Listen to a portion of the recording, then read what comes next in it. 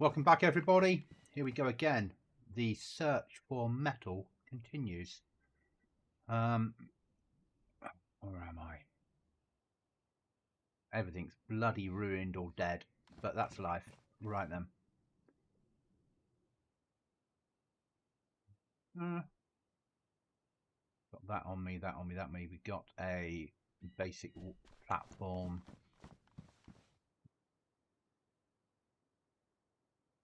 Food left over. Probably not is the answer. Oh, we've got something. Okay.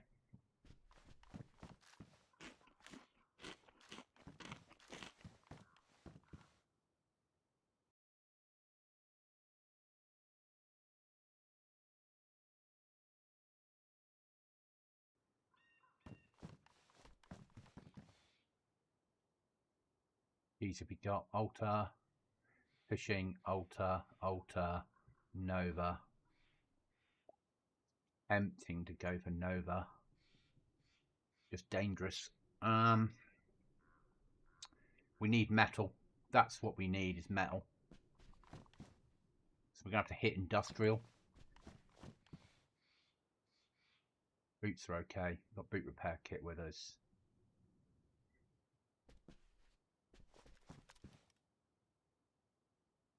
Okay. I think that's the plan.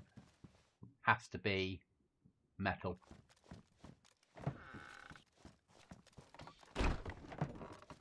Hi, monkey. I know a place. Yeah, I bet you do.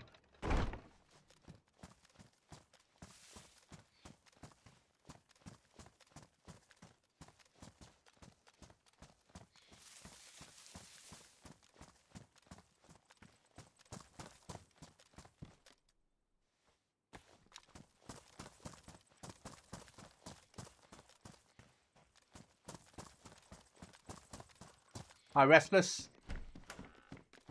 The search for metal starts. I'm trying an experiment today with my monitors. I've gone to 2 monitors from 3, and I've put the monitor that I'm using for you guys on my left rather than my right. So if I don't acknowledge you straight away, it's because I've already worked out I need to move the monitor. But I want to use my 3rd monitor for other stuff.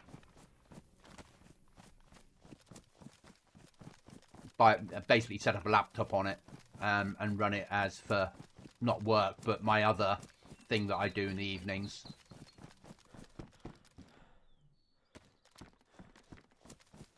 So I recognise that I can't, so I need to make use of that monitor for that, basically.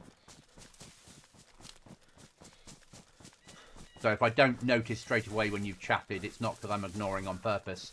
It's because at the moment it's not natural to look that direction to see the chat panel.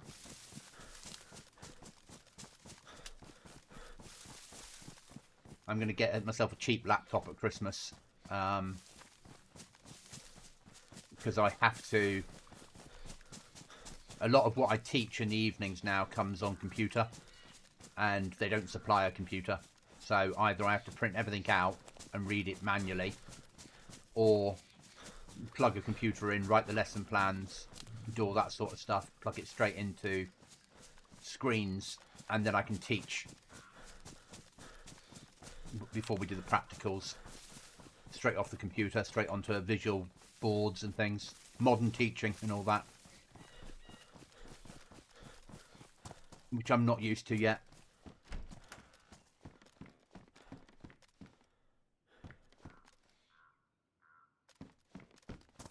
I had 2 vertically, so now only currently 1. But I'm going to stay with 2 because I need to use the other monitor, as I said, for other things. Just because there's so much I have to be able to type up and do.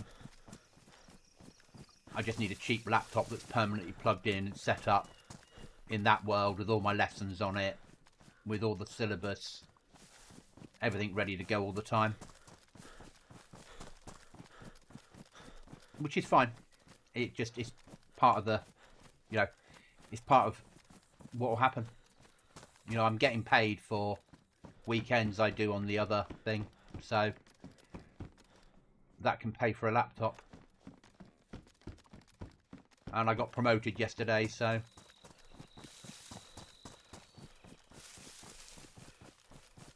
it'll help.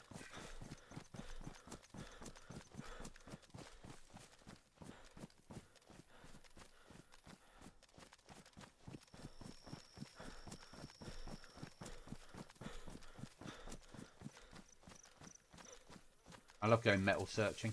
Not.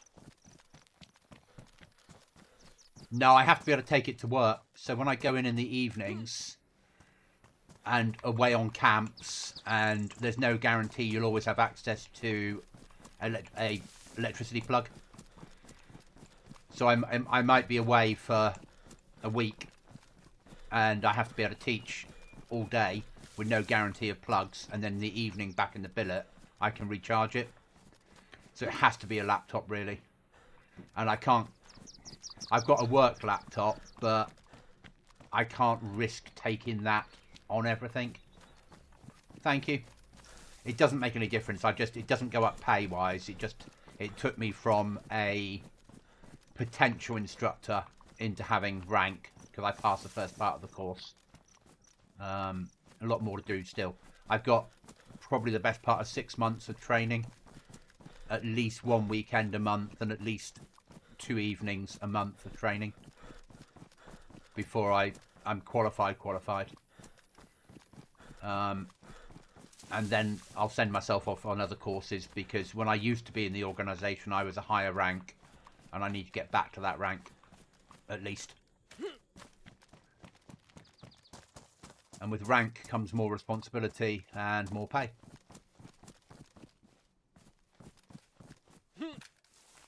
Obviously, we put in the Discord a vote for next wipe.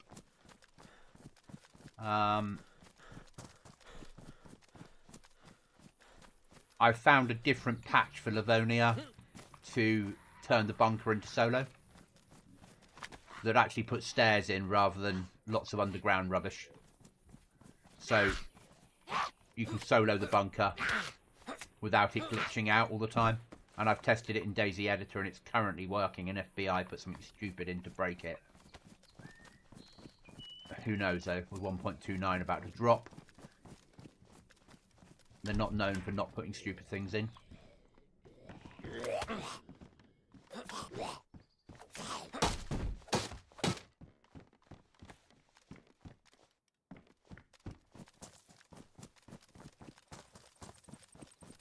We won't go back to the wall because it would be too much work and it was too glitchy. And I'm not using that third-party mod anymore that I got the wall graphics from. But that's not to say that we won't do something in the future. I've got some ideas. That would be fair to say. I'm going to try and... Well, I've got some ideas. If we end up going to live, then it's up there for 2 weeks. We'll still do a snow one to start with. What's quite nice about live now is there's standard live, which we can do like this. I've still got all the edits to make it look like everything's ruined and everything's fallen down and all the extra rubbish.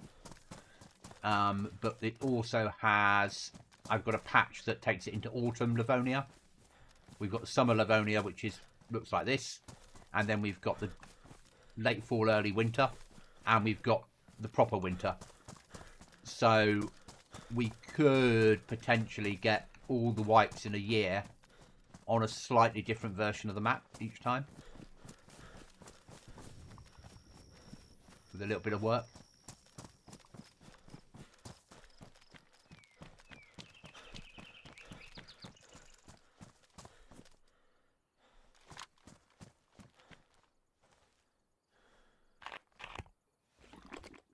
So my sort of aim is, if we do end up going to live, to look at doing that. So,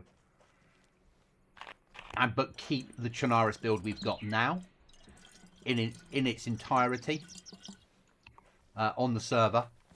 So, should people vote at some point in the future to go back to Chernarus, we can just switch straight across. And that's sort of the aim, is to build up Chernarus, Livonia, even Sakau. or another map, I don't know which one, that we can have different modes built, ready to go.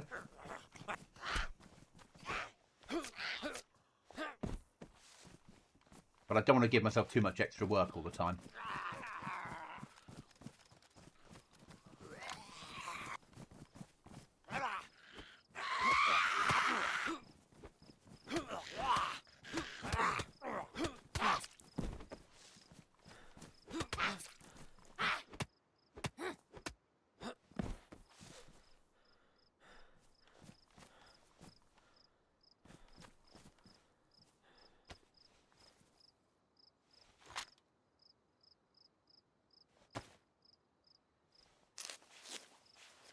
So yeah, so I've got to work on that.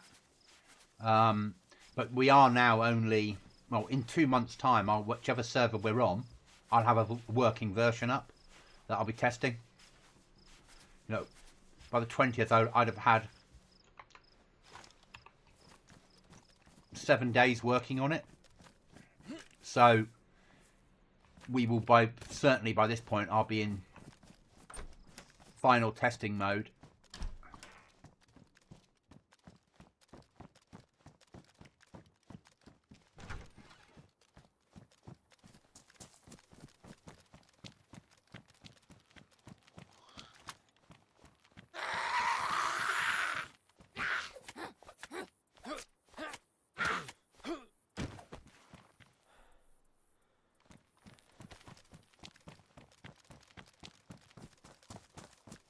Get out of this town.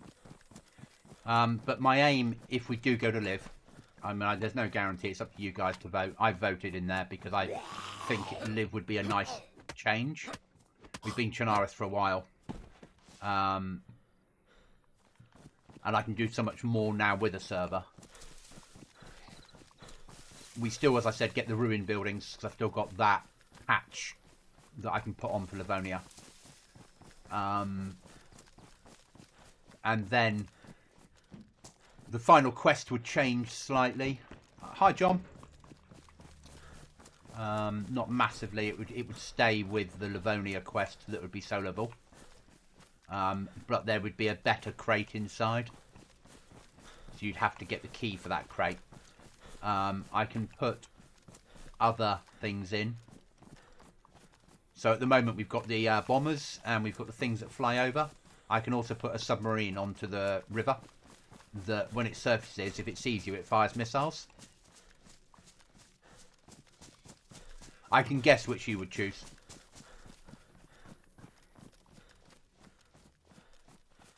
But I'd like people that are playing the server to vote, just to get some sort of feedback. I realise that not everyone's going to be happy with whatever the choice is. A lot of people have voted already for Livonia, me included. I love Chernarus, but we've been here for a few wipes, as I said, and it's time to make a move. And Livonia's far more survival. And I think it fits into the base building mod I'm hoping that we'll get away with using. But I won't know till I can test it, and we can't test at the moment.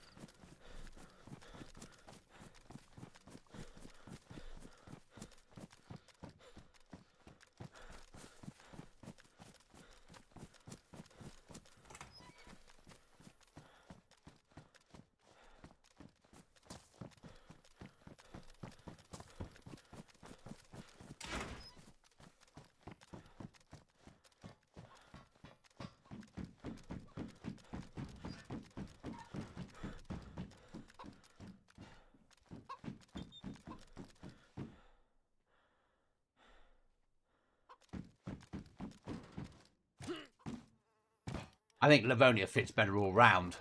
But Chernarus had a lot more stuff that I could offer.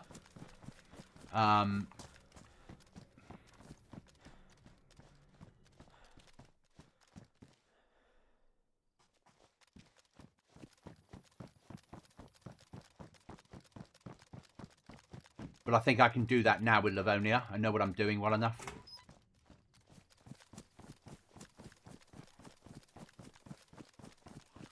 And don't get me wrong, there's some tweaks I'd like to put in.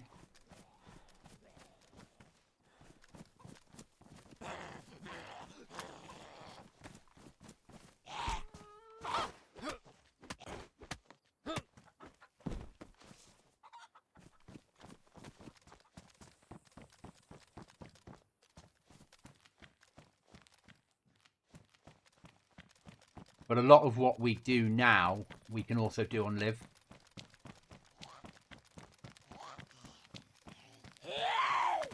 And we still have custom areas. And I can still do like a version of altar.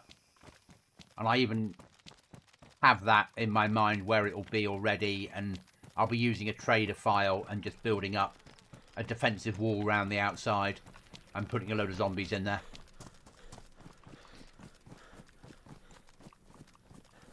I can do the frozen lakes again. If we're going to do a hardcore winter. With the ice axes, you have to cut a hole into fish. That made a whole new level of pain. But we can give people, again, an ice axe when they start off.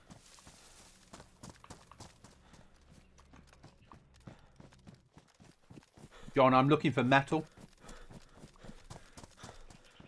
Because the only thing the base really needs now, apart from more code locks, is...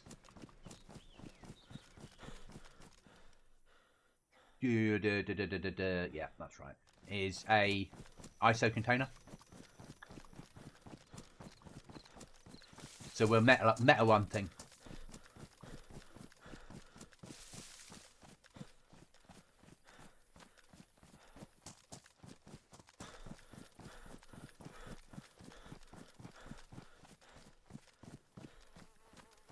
But the new building mod, if it works, is epic.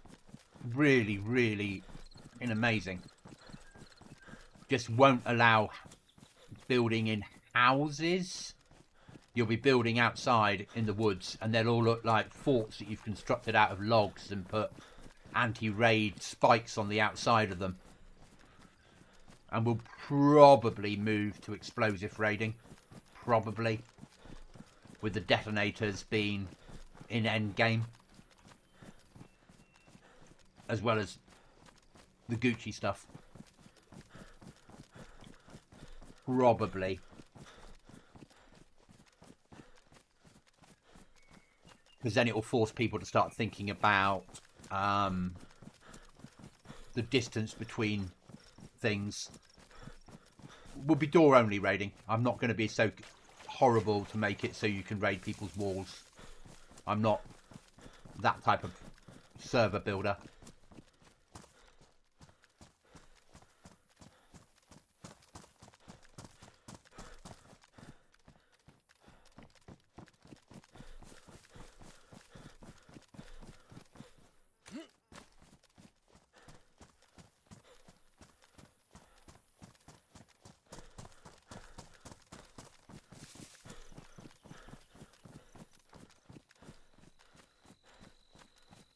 Have to choose some different spawn points for players, so rather than just everybody along the river, because I think that's boring. I'm tempted to reverse the map, so tier 4 becomes tier 1 and tier 1 becomes tier 4. So you all start off at the far north and the best gear is far south. So you start off in the survival zone, basically. And then you fight your way south into the more populated areas where the good gear is. Because that might make an interesting dynamic. And then you fight your way back up again to get to the bunker. Rather than start off the other way round. Sorry, start far south rather than far north. But you know what I mean. Rather than start the other way round and end up fighting your way up, establishing a base, and then going out and doing the bunker easily.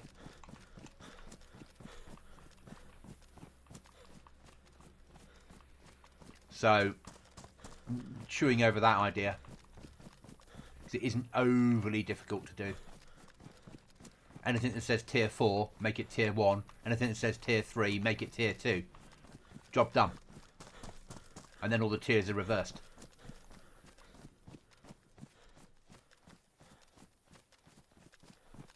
And I can do that without having to program each one. I can go into a find and replace. Find tier 1, replace with tier 4. Find tier 4, replace with tier 1.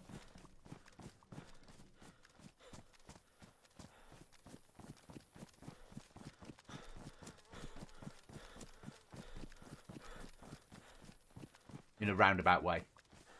There'll be a little bit of work I have to do extracting things and doing multiple versions of the files, but it's not difficult.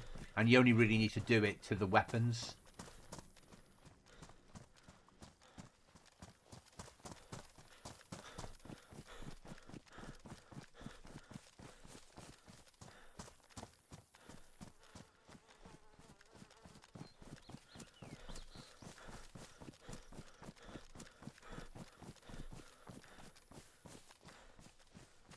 I can move bear spawns. You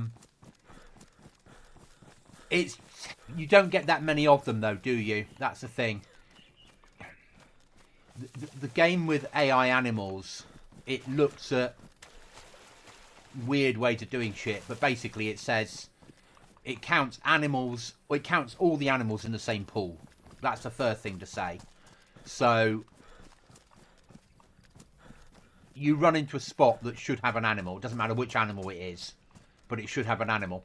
And it looks straight away and says, has anyone else got an animal spawned in at the moment? Yes, no.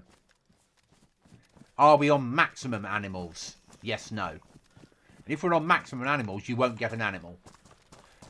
Now it says, this is a bear spawn point. Are we on maximum bears? Yes, no. And if the answer is yes, you won't get a bear. Sorry, bear or wolf, for want of a better word. And then it starts working for all those things until eventually it decides to give you a bear.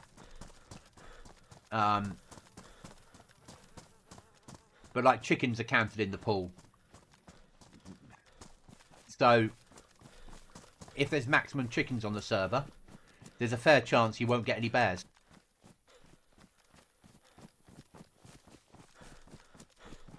But I can move bear spawns. It's not stupidly difficult to do.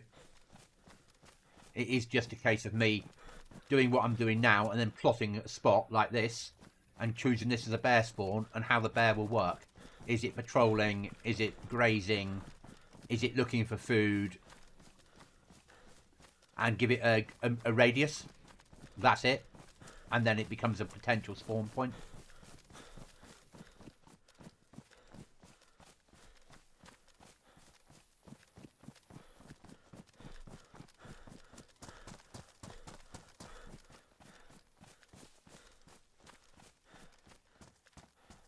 And that's why I quite like playing with the code. You know, I enjoy building servers. We know that. And as much as I love this, and I'm loving this server, I also recognise that my enjoyment comes from making something new for you guys to play.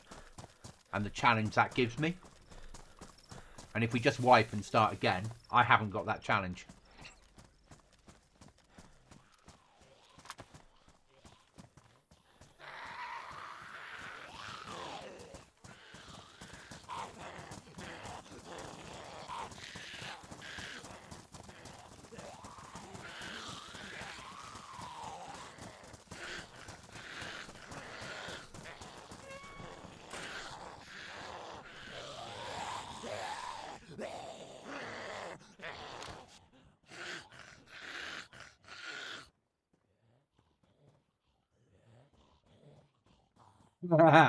You'll lie down and let the bear fight you.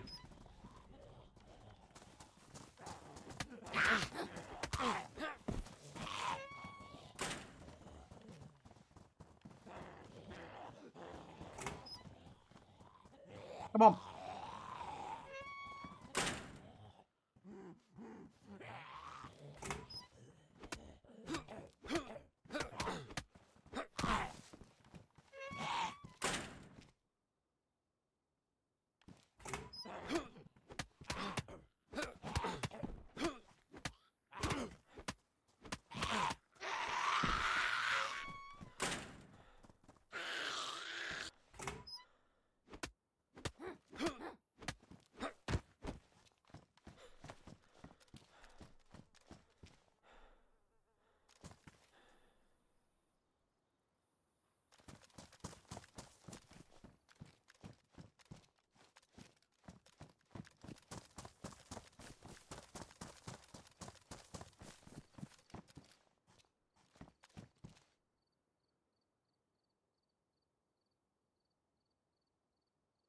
worth more.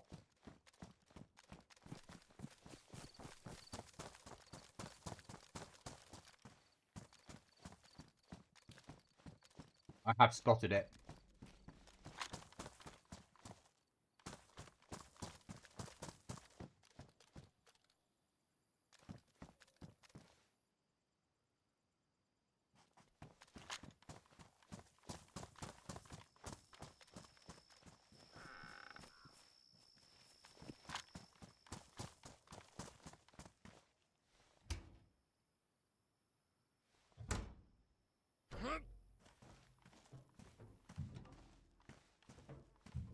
Fucking long walk.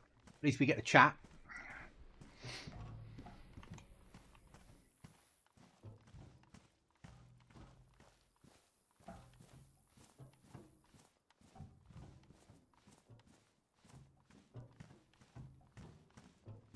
So yeah, so that's my thoughts on Live.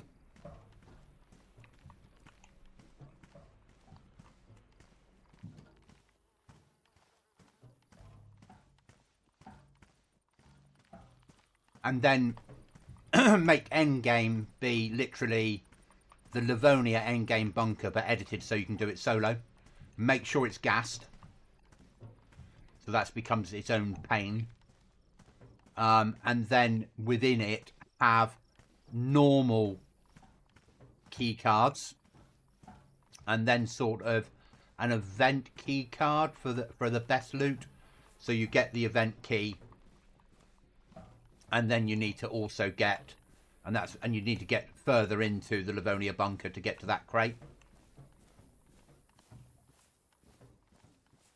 Well, that's my thoughts on it anyway.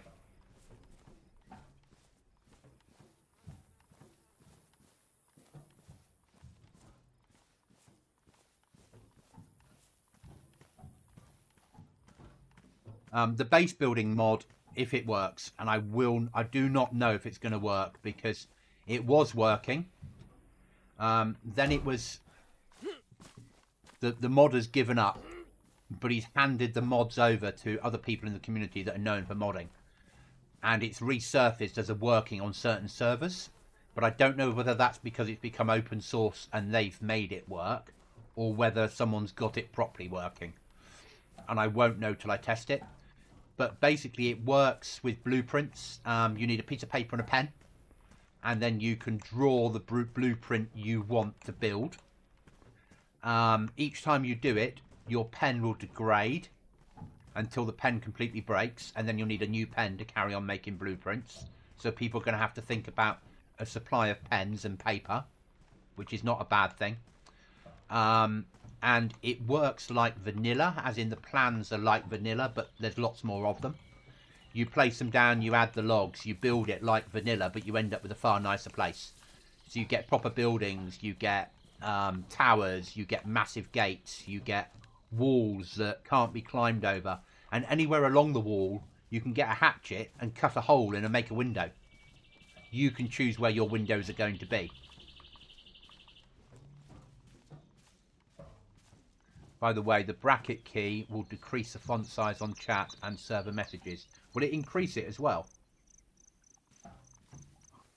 I didn't know that.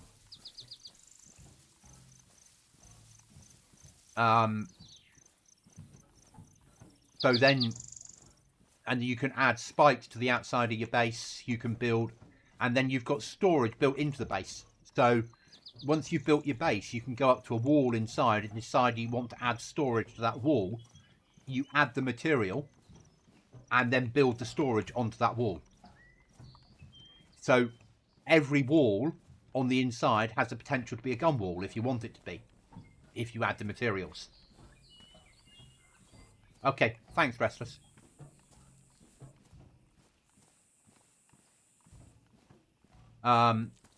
You've also got a workbench that you can put in there to put all your tools in. You've got containers, but you can't lock them. And I like that. So it means that we don't need to have a storage mod. We only need to have one base building mod. Hi, Red. How are you? I'm doing the dreaded walk with a barrel. Because storage is storage.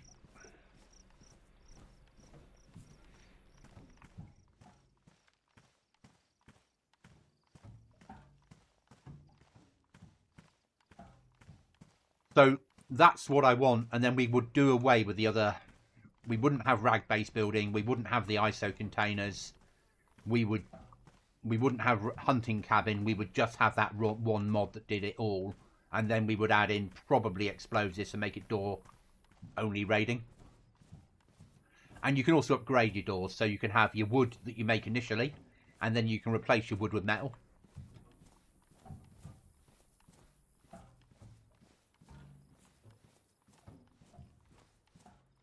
Or upgrade it with metal, let's be honest. So you can go to we can have then 2 tiers.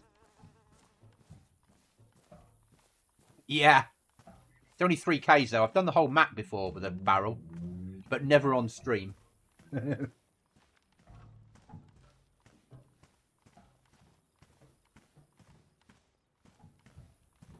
There is a mod out there that lets you add leather straps to a barrel and carry it on your back, but people just use them as rucksacks.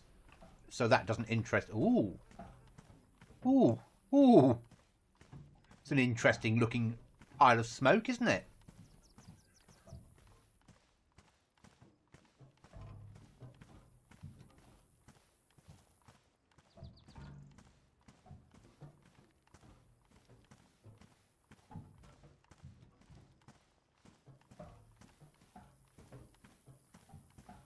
Let's bimble over and have a look at that.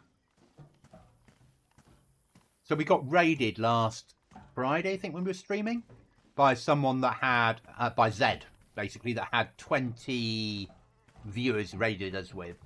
But we've been talking backwards and forwards, and they've said that at times they stream to like, and have 200 viewers.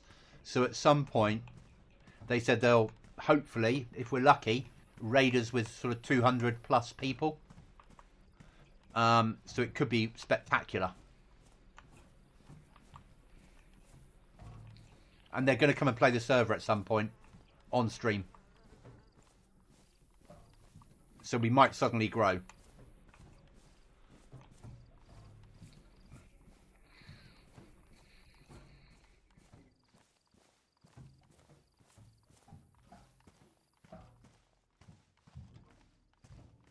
Fingers crossed and all that.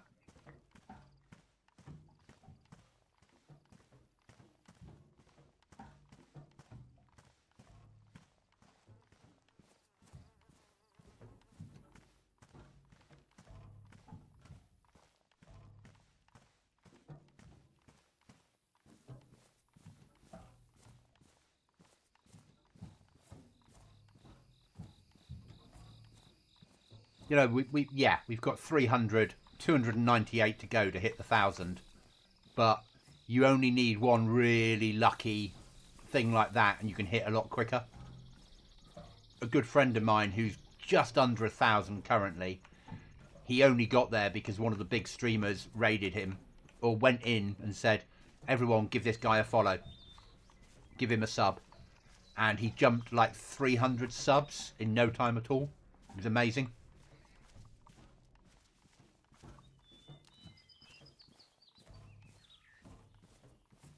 I see is that a helicopter or C-130?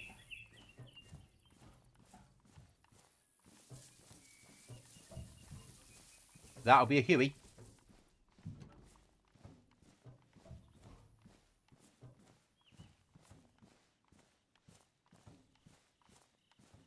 And I think I know the algorithm likes you more once you've hit 1,000 because it can sell advertising. So then you'll get pushed more anyway.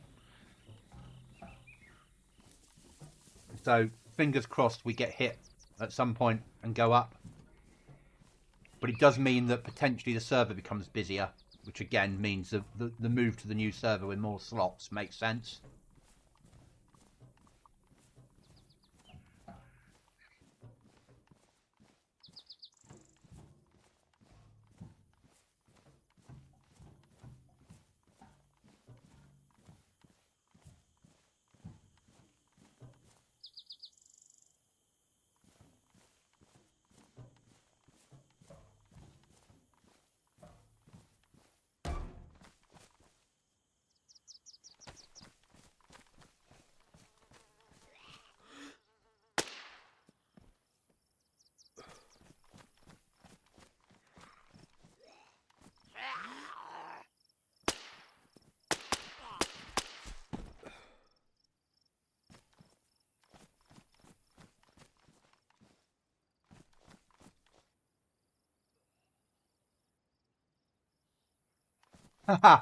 Milk respecting people. That's amazing. It's good to hear.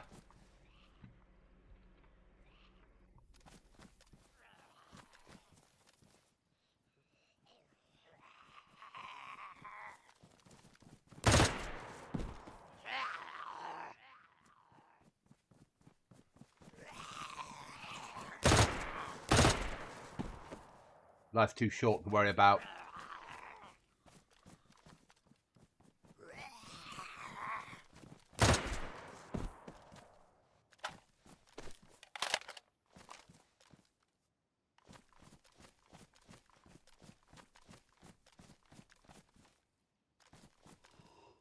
Yeah, I know you're tired, mate.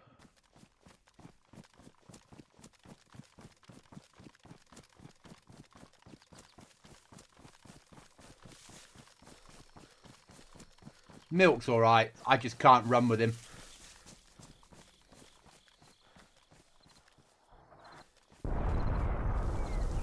Where do we put Mr. Barrel? Oh, it's up that one, wasn't it?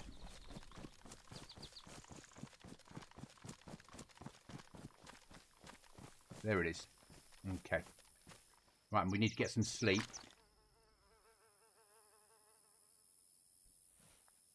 And pray that we get out of this one alive.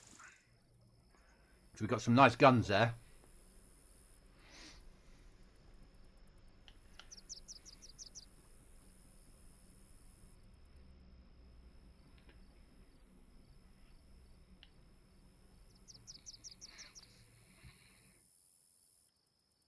And obviously we're going to go to the hardcore snow build next wipe. Wherever we end up, here or live. So the proper snow, as in the Namausk snow, not the half and half snow. And we're going to go to Namausk conditions as well. I hate the dry helis. I don't think that was too bad. I got some good gats off that one. It wasn't too bad. It was all right.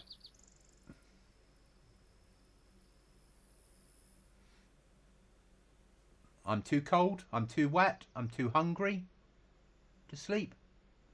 Be one of them. For my server, that's a good heli.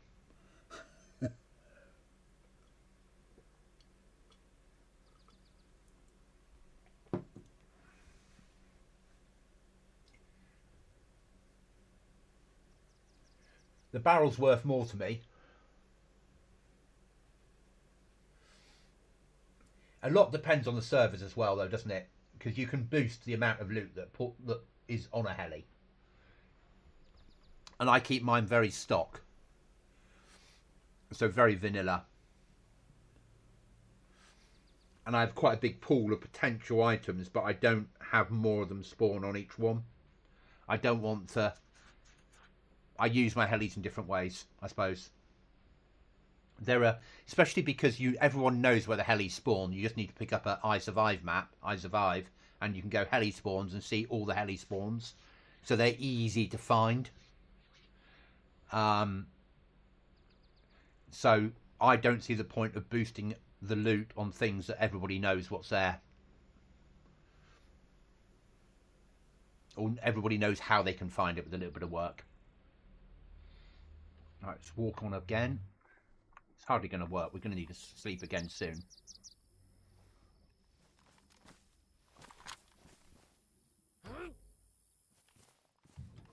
But yeah, totally depends on server.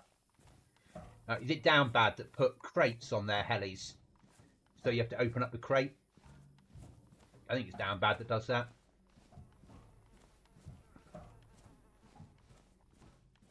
And we've got C-130 crashes on here as well.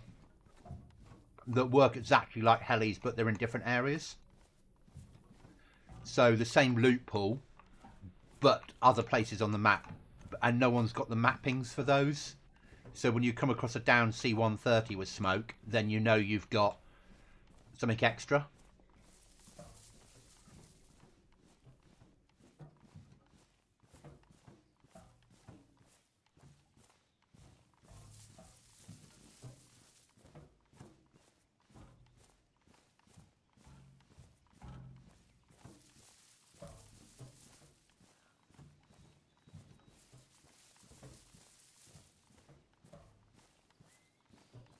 Only 2.5 Ks to walk with a bloody box. And I know you can pick up and drop it and pick up and drop it. I want PC. I've sold my Xbox. Wow. So, what are you going to do? Just buy a box unit and plug it into your television to start with? Okay, John. Or are you going to go straight for a full setup? Don't get me wrong. I started off with a laptop. When I came back to PC gaming 10 years ago, I started off with a laptop plugged into a television. 12 years ago. Because I couldn't afford everything in one go. And then I bought a box unit plugged into the television. Then I bought a monitor. And then I started to upgrade. And where I am now, I don't want to upgrade any further. I've got it where I want it to be. I'm happy with it. I now need to spend money on things that don't involve the computer. I need to buy a set of webbing. I need a laptop. I need a good quality mountain type fleece. I probably need a good quality civilian rucksack. Could do with a reasonable quality tent, 1-man tent or 2-man tent. I'm gonna, this Friday I'm booked in for an eye test, so about 8 years? About 8 years ago, I went to build a computer and I couldn't see the motherboard properly. So I ended up having an eye test and I got issued glasses. Fine, I've got a pair of glasses. They cost me a fair amount of money. And my vision's all right, but now I'm doing things outside more. Suddenly, the problem I've got with glasses is they get steamed up, they get covered in mud, and they're too expensive to do that too. So I've got an eye test on this Friday to see how my vision is, and I've got to try and get my head around having contact lenses. Keep my glasses for when I'm on the computer or when I'm at work. But when I go on a weekend away and I'm doing stuff outside in the great wild world, I need to go to contact lenses. But the idea of pulling my eyelid back and pushing something against my eyeball makes me cringe. I hate the idea of it. I detest it. But last Tuesday I was teaching camo concealment and having to put camouflage cream on, and I got it all over my glasses, and I was like, nah, my glasses cost like £600. I can't really live in that world anymore. So I need to have this eye test, get my head sorted, and fight the urges and go to contact lenses for when I'm out and about. But it's like, for me, it's like nails down a blackboard or rubbing two slates together. The idea of pushing something against my eye, horrible.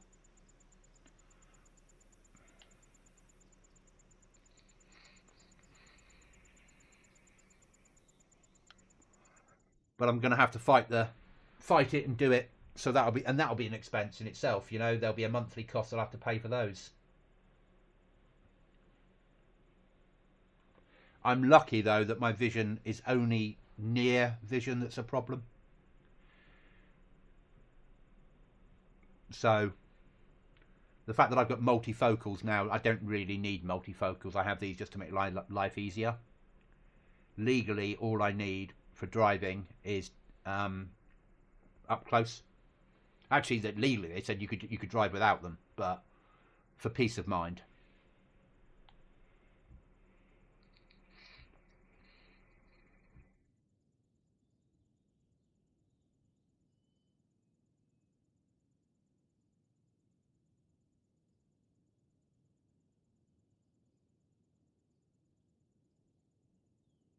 We're going to have to sleep a little bit more this time because I don't want to have to keep stopping. Though I do realise that we're going to use up a lot of sleep walking home with this bloody barrel.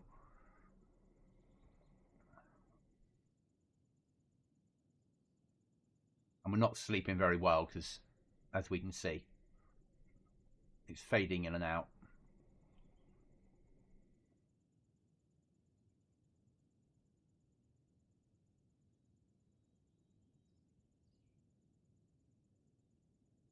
But this will be my last stream this week till Friday when I'm doing the event. Busy tomorrow, busy Wednesday, busy Thursday. I've got this weekend off though, so I'll be streaming a fair amount this weekend. But next weekend I'm away Friday, Saturday, Sunday. Then I think I'm home for most of November. Apart from Remembrance Sunday when I'll be away for the Sunday. And then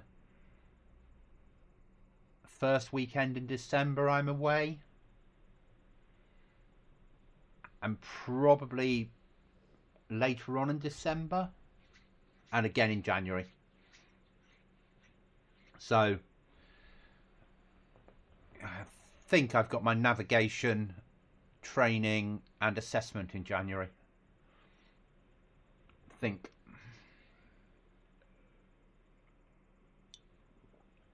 But in November I've got an assessment weekend. A couple of weeks time I've got drill training. Joy. Taking you a stage further. I left you in this position. We're now going to turn to this position. I hate military drill. I'm not a drill pig at all. I'm a field soldier.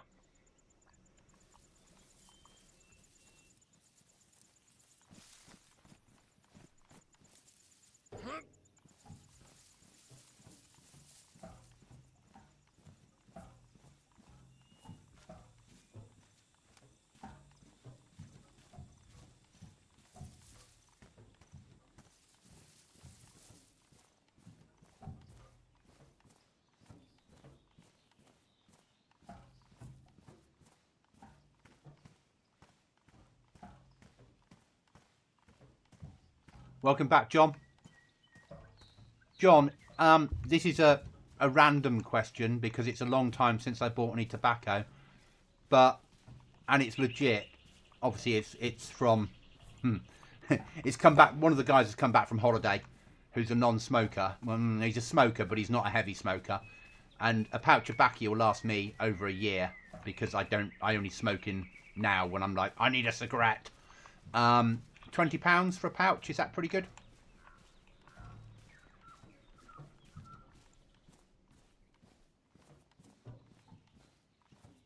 It's legit, it's just tax free. Type legit. But it's 20 quid about right?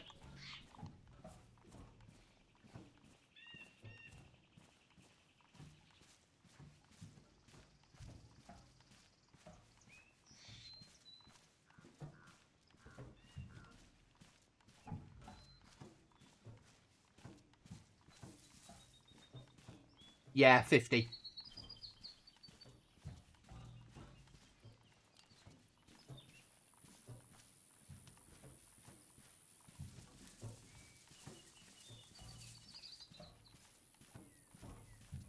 Okay. That's good enough for me.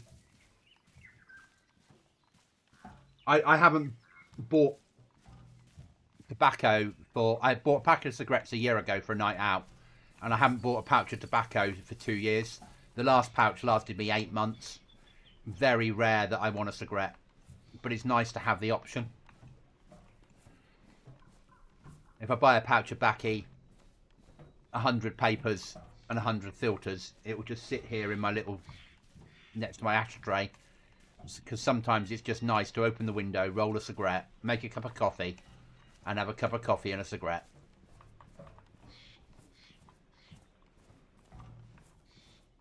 Okay, that's good enough for me then.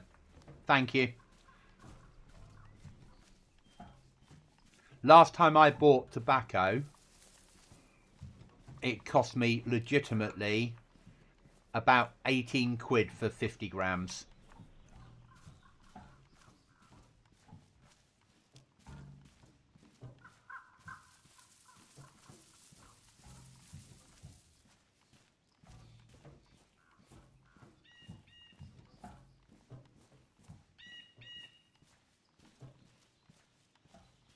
I always said if you forget investing your money in banks, what you should do is buy tobacco before a budget. Before any budget in the UK, you should buy £1,000 worth of tobacco. Wait for the budget, next day sell it. You turn a far better profit. or buy tobacco now and sell it in 5 years' time. Pay UK tax on it, play the game, do everything. So I'm getting it under half price. That's brilliant.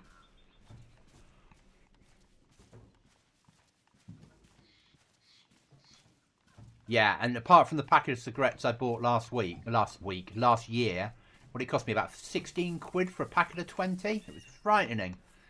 When I used to be a cigarette smoker, I was paying £7 a packet. When I started off smoking, I was paying 80p a packet, but that was a long time ago. And I'm not really a smoker anymore, so I now vape, as we all know, and just occasionally have a cigarette.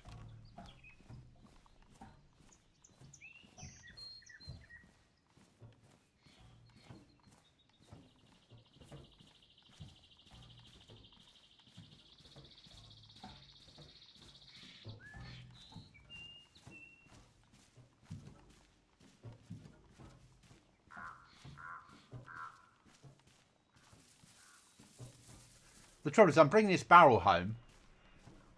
50p for me. I'm bringing this barrel home, and because of the guns I picked up, I'll have no space anyway. The barrel will be full.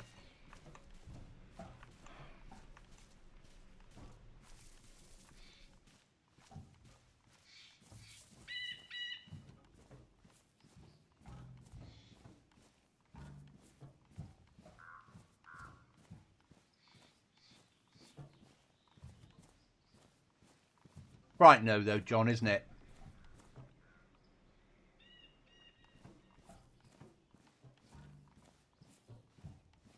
Frightening how much it's gone up.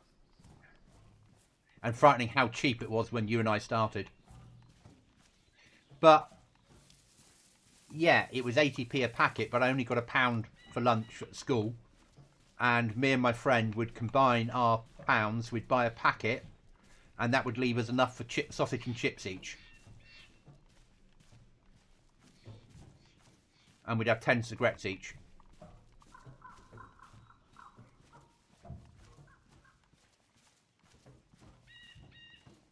Of which I'd normally smoke probably 9 of them at school, save one back, and then at the weekends I'd happily take the dog for a walk. I enjoyed the event last Friday, watched it after the stream. Poor Restless, and yeah, it was good. It was a really good event. We're doing another one on Friday. I'm going to be Policeman Goblin. Yeah, I'll dress up as a copper. I'll spawn in at a town. I'll put out on chat that I'm patrolling a certain town, or the town is now under police protection. I'll have the mode turned on so zombies ignore me. If I hear shooting, I'll move to another town. So players have to get in, deal with each other and zombies silently, and take me out with one shot, basically. Or if they're going to put a burst into me, make sure they kill me.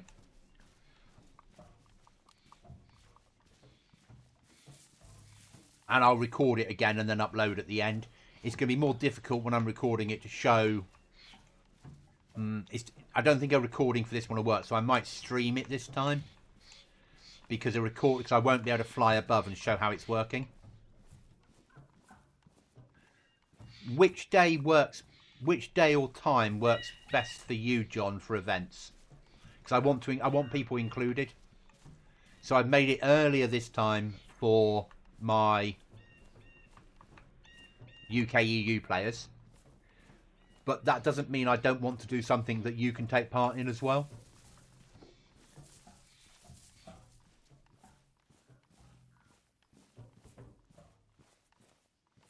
And I get 3 weeks off over Christmas, so I should be able to plan something.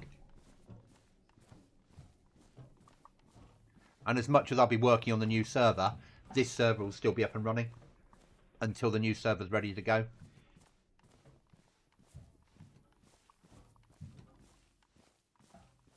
And my aim is I imagine, and this is very ish, because I've got the first week of January off, I'd like the new server to go live at the end of December.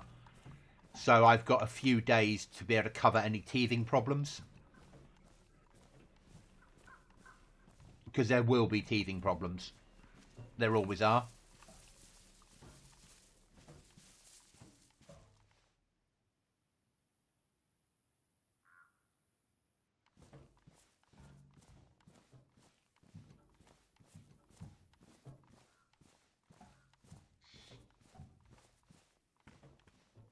Okay. So it will probably be streamed, the next one, because of the nature of what it is. Rather than going live.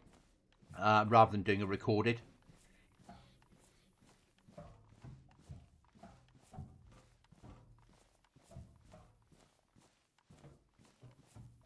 On the next wipe, I'm going to build an event area that players won't have access to. They won't be able to see inside because the walls will be too high. And I'll be able to open it up when I'm ready to do an event. And then after the event, close it. But when it's closed, I can build something inside for players to do the event in. So it will be like a mini town. And it will have maybe a police station. It will have some buildings too. It will have some stuff in there, and I can move it around and do different stuff with it each time. And because I think that might be a good way of doing it. And it will just be in one area on the map, and it's always there. So about the size of Altar is now. Not as big as that, but yes. And it will be locked completely, so players won't have access at all. And then there'll be maybe 2 entrances or 3 entrances to it, all of them blocked off that you won't be able to get through, not even with a swipe card. And then when the event goes live, you'll be able to get in, do the event. When the event's over, I'll lock those off again. No one gets access, no one can see inside, and then I can delete all the buildings and build something new. So then we can run events within a closed area. And I think that would be a nice way of doing it. I just haven't decided where yet.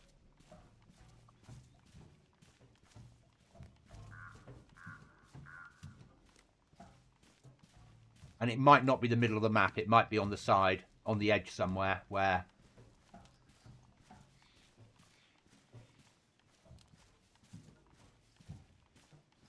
Or I could have something that just had one door in, if that makes sense. Especially if we reverse the tiers on, if it's Livonia for sake of argument. If we reverse the tiers, which is what I'm looking at doing for the weapons, it could certainly be an interesting to do. I mean, up north at the bottom of the map, basically, where you normally spawn.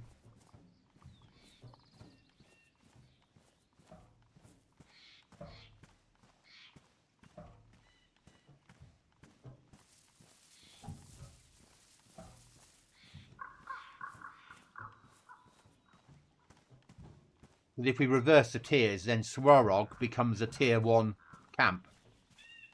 And the airfield in the north, starting airfield, becomes your top tier airfield.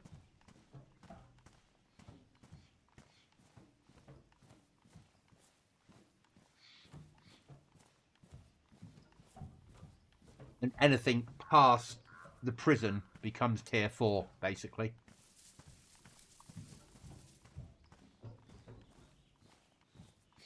Would certainly be an interesting dynamic, having people start in the forests at the top of the map as the spawning locations, with enough stuff to survive with. So with a piece of rope, with a knife, with gloves, with a stack of bandages, with something to eat. No, the spawns will be at the top of the map in the woods. We're going to reverse the tiers. So rather than that, so the area that's tier 4, we're going to make that tier 1. And the area that's tier 1, we're going to make that tier 4. So people will start off in the far north away from towns and villages, but with enough stuff to survive, to go fishing or to put a trap down, and then they'll make their way to the normal starting areas, and basically your top tier areas will be the airfield and the officer camp. That'll be your high tier areas. So that'll be tier 4. So then people will start off near the bunker. They'll push all the way down, have to choose where to live, and then get a bunker card from the other end and have to bring it back.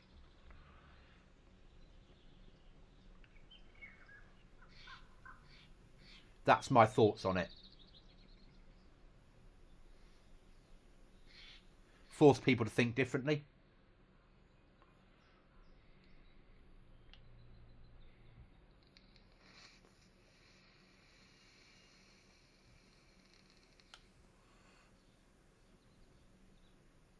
You'll need heat packs. You'll need to light a lot of fires.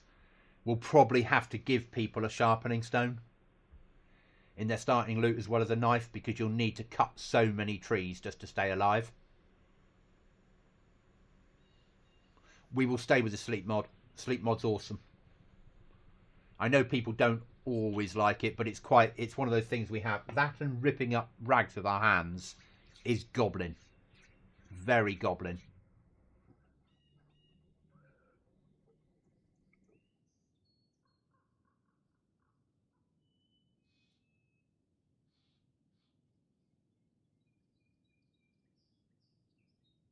Potentially, as I was talking about earlier, John, a different base building mod. Potentially. But I've got to test it first, and I can't test it until I've got a live server. Sorry, I've got a server to test it on.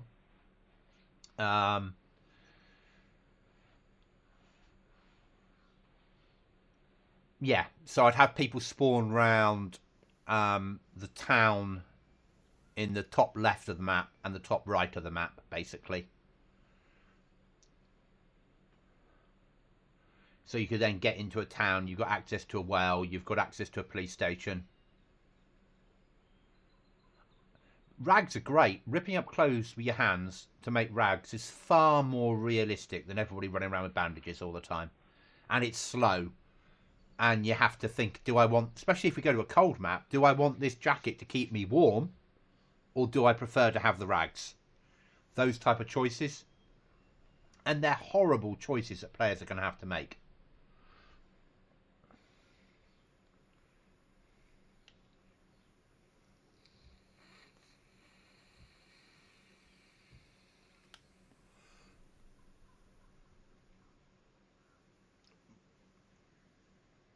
Probably put the Sakau clothing in as well, so people then got a choice of finding warmer clothing. But I'm not going to add a snow pack of clothing, because I don't want people to be ultra camouflaged in the snow. I want it to feel still end of the worldy. If there's a snow ghillie I put in, that'll be a top tier item. Maybe it'll be in a final crate type thing.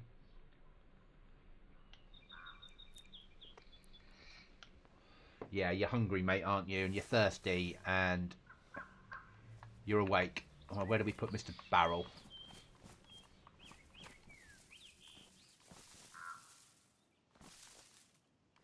Come on. There we go.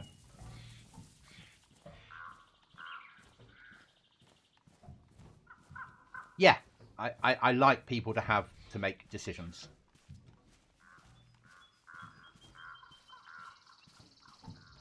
Decisions are good. Forcing players to think. And sometimes the decisions you make don't work. Sometimes they don't go according to plan. One of the things I'd like to do is, like at the moment, like we had the wall before. We're not going to have the wall again. It took a long time for me to build, and it was quite laggy. And it involved me adding an extra mod in to have it. And we had to test it and test it and test it and test it, and it was too much work. But potentially I could turn the river down the centre of the map into gas. So we could gas the river and just have the bridges ungassed. So it has the same effect. So people can't swim that river. And that might solve the problem for me. Everyone's decisions went wrong at times.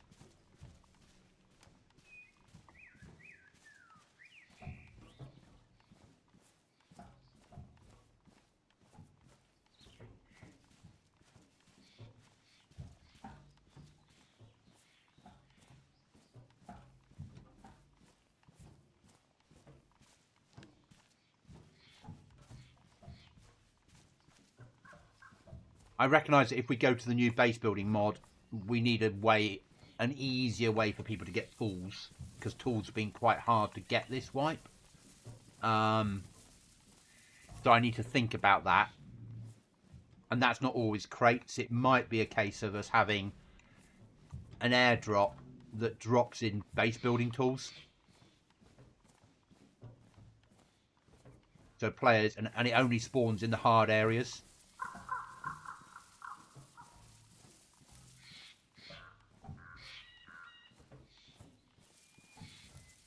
But we've got plenty of sawmills for loot to be dropped on.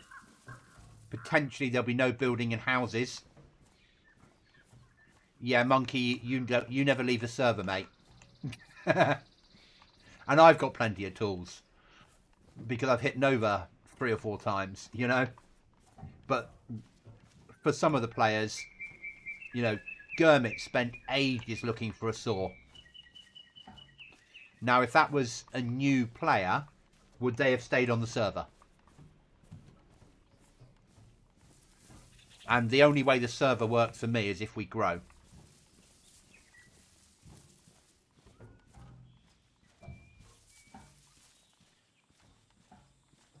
So players that are already on the server go, oh, it's a GoblinZ server, that's fine. But I'm endlessly fighting. Every day I look through the logs and I see people come in, go to a certain place, die, and never come back. And I'm trying to work out whether that's because they were expecting a different type of server, or whether this was too difficult, or did we want them, or what other servers do they play. And so I look at their Steam accounts and I can look them up on CF Tools and see what other servers they played in the last month and longer. And I can look at the other servers and go, okay, they only play survival servers, so they're used to playing survival servers. But for some reason, ours wasn't their type of thing. Why not? Because this as a long-term project only really works if we grow. You know, me as a content creator, making content on here becomes better and better if we've got more numbers.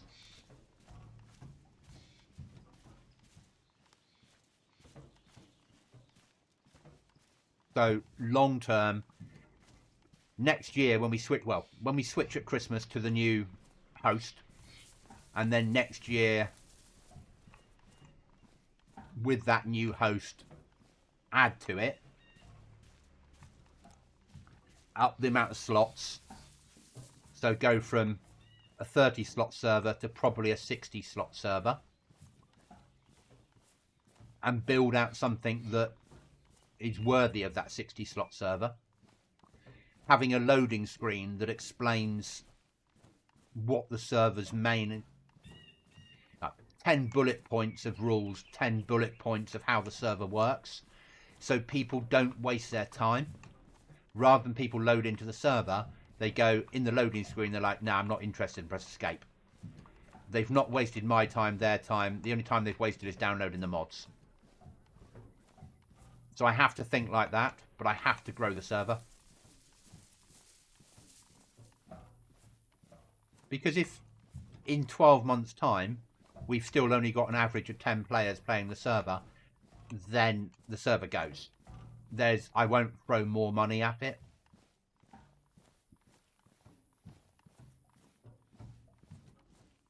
I will then recognise the fact that players don't want this type of server. But I'm willing to give it a year on the better host to see where we are. And I don't want to change the server dramatically. It's little tweaks now. It's going, okay, so having 32 hatchets spawn on the map is not enough. We need to double that. Yeah?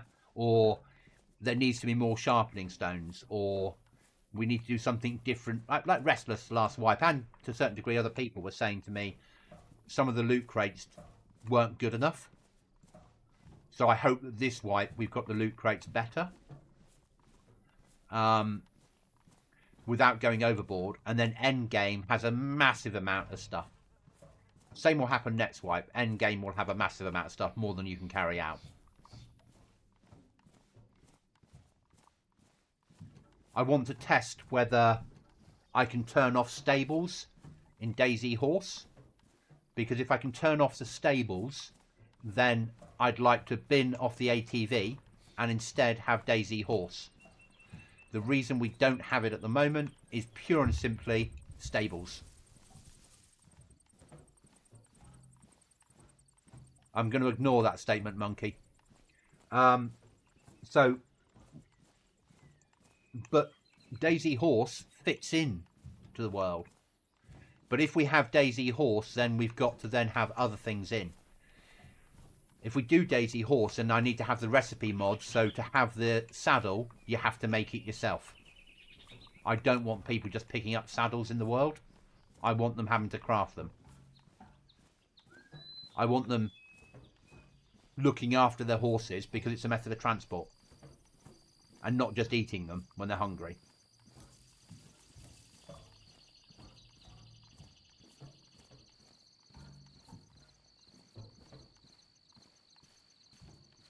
I know what it's like. You're like, ooh, I've got this horse and I've just ridden it to my base and I've got no food. Oh, the horse has fallen over. Oh, the horse has been cut up. Time for some horse burger. What's quite nice with DAYZ Dog is we've got the bit in where if you kill your own dog for food, it gives you Kuru. But DAYZ Horse doesn't have that option.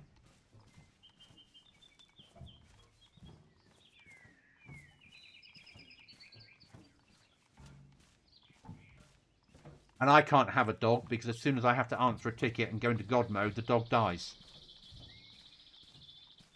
Today I had to answer a ticket. If I'd had a dog, I would no longer have one. Chuckles has got a dog. I just can't have one.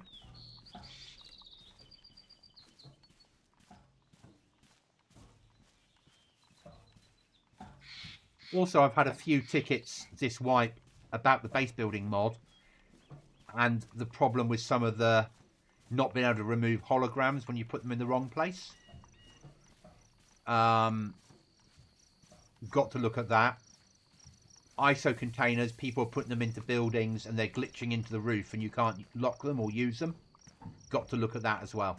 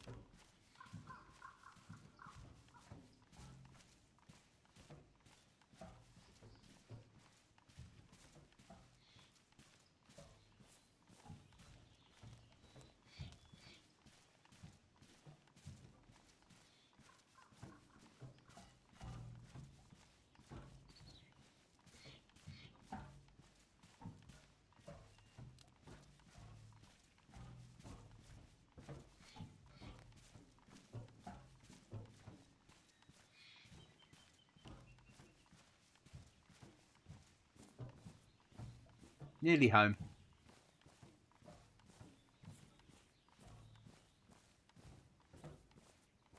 All this for one bloody barrel. So that shows how desperate I am for storage.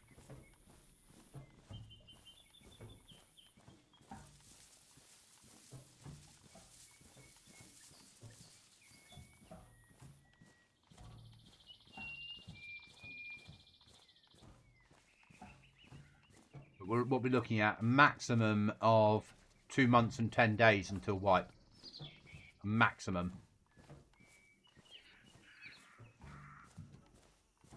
And arguably for December, from the middle of December, I won't be playing the server.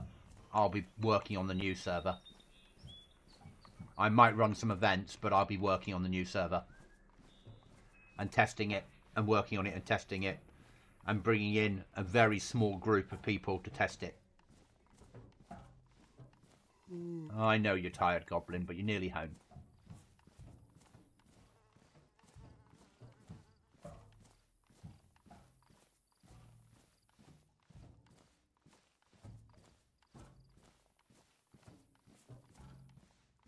I've learnt my lessons from the past of bringing in testers and saying, I want you to do this.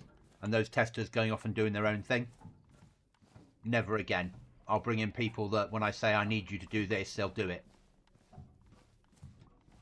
I think some people saw testing as just the ability of playing the server and understanding how it worked before everybody else got on and wouldn't follow the rules set. So testing's changed. So people saying I'd like to help you test the server isn't going to get anywhere. I'll reach out to people myself if I think that I'm happy for them to be on the server helping. And that's not against anyone. I get it. It's DayZ. You want to play it your way. But when you're testing a server, you can't have people do their own thing. At times I'll say, the server's up for testing, do your own thing. But the next time I come on, I might put a message saying, I need the following testing. And then I come in and say, has anyone done it? And I get that, oh no, what's too busy? And then I can see that people were on the server playing. I'm like, no, you weren't. So, future times, things are different. Right then. See, this is the problem. We've got this lovely... I say we got this lovely barrel. Now I can't see it.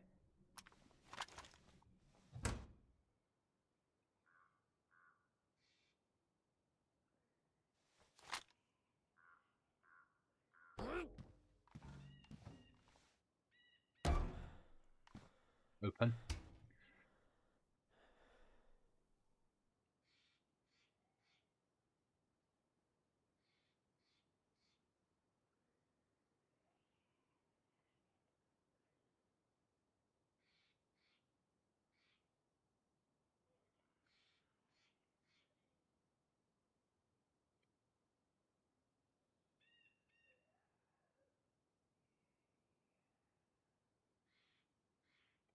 So we got all that home, and we're still there.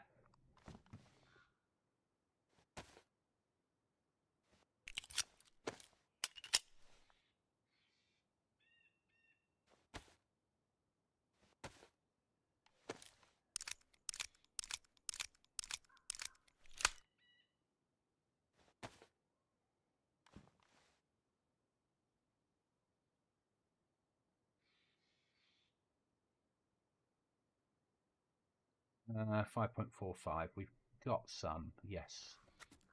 Or is it 10? Is it that, or is it? That's not 5.45. Bugger. That's 223. Yeah, I know you're tired, Goblin. No need to worry about it yet, though. Do we have spare 223? We have a little bit there. And I have some here.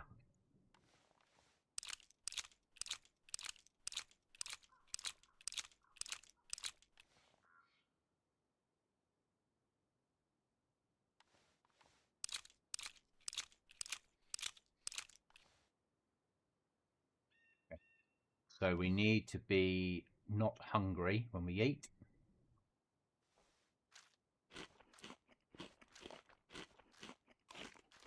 Or when we sleep, sorry.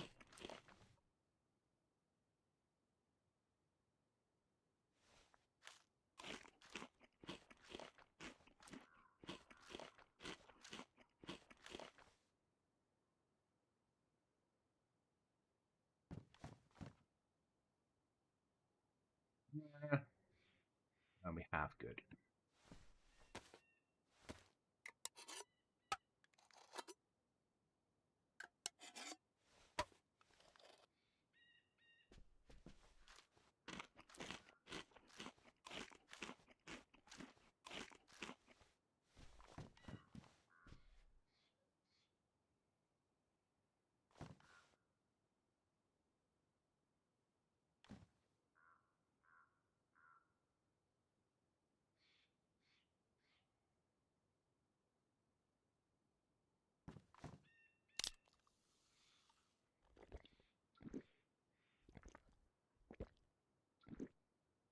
Messy goblin. Now we need to sleep. Night night goblin.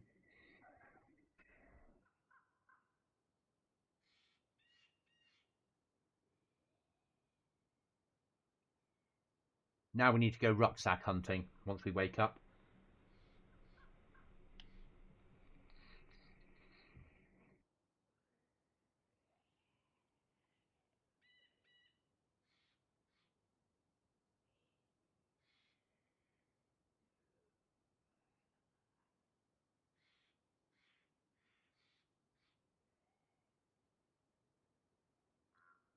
So that'll be Tissy then.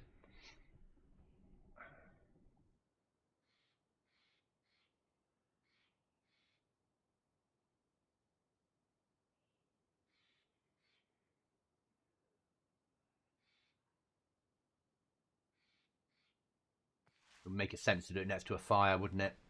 I'll get me a bit of a boost.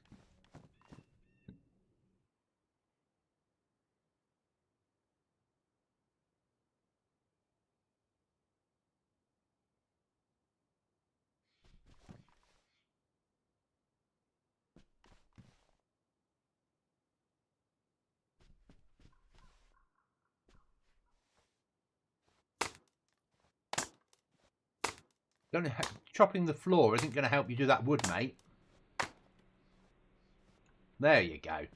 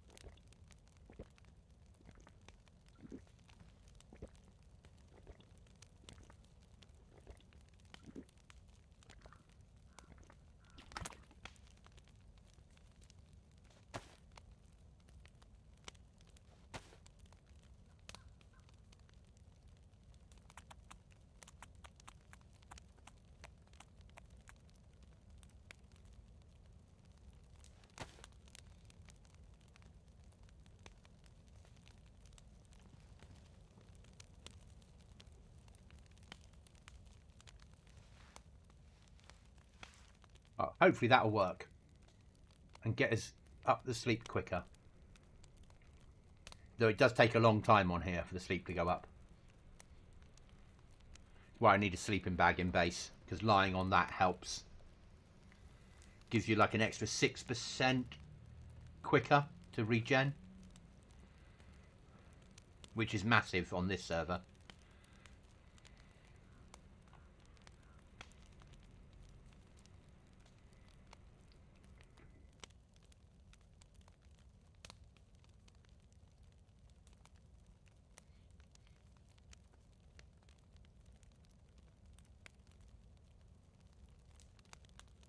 And then the policeman, when he's out patrolling on Friday, will have a selection of useful stuff on him, including a police key. So when we do the event, that's how he's going to have a Glock spare mags silencer MP5, spare mags, silencer, and ammo, and that's it weapon wise. He'll probably have a press vest on, police uniform, more than likely not the stupid police hat, pair of boots, probably a shoulder bag, not a rucksack. He might have a set of MVGs on. He'll certainly have a police key in his inventory. He'll have food. He'll have nails, and he might have a code lock. Maybe a couple of maps and some pens. And then be off on patrol. Booking zombies for violations. Checking cars for tax discs. That sort of stuff. Setting up roadblocks. Checking on the locals.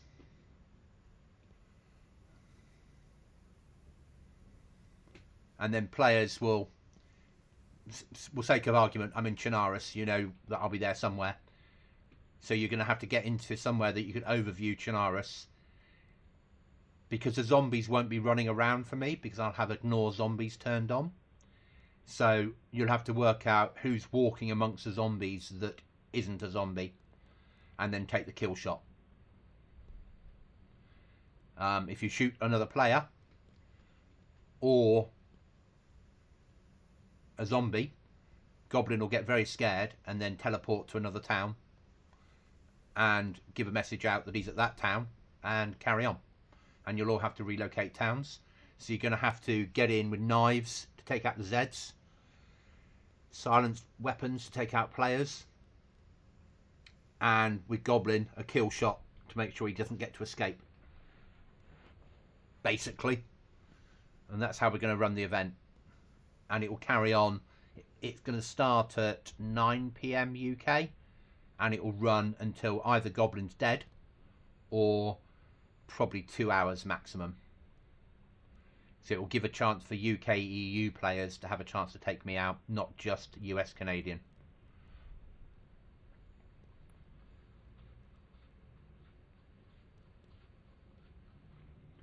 And then next weekend, the end of the month, the UK clocks change. So, what do we go? We fall backwards. So it's going to be even more of a nightmare for doing events until the US clocks also change.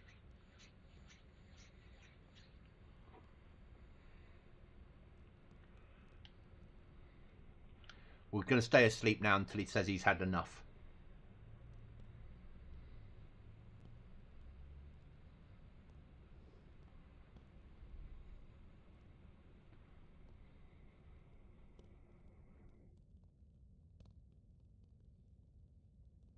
And then we'll go off to a tissy after we've loaded our mags.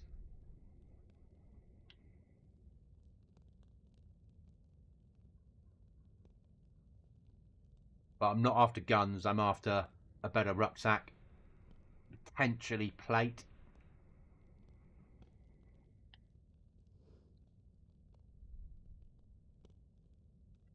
And obviously all the clothing I'll be in for the event will be pristine. So a headshot will preserve clothing. Shooting me in the body will ruin clothing that might keep players alive.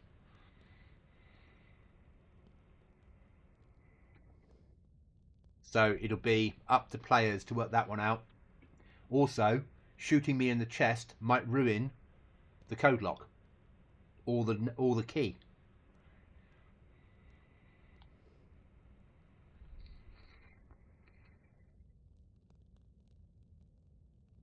So you'll certainly be aiming for a headshot.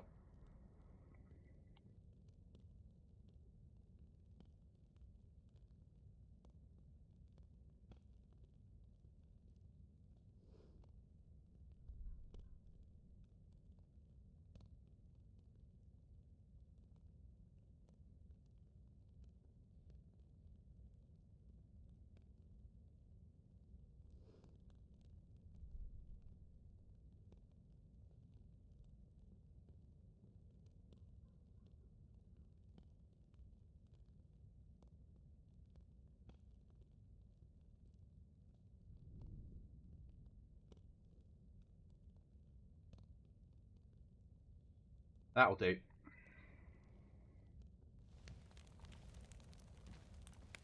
Get his mags loaded.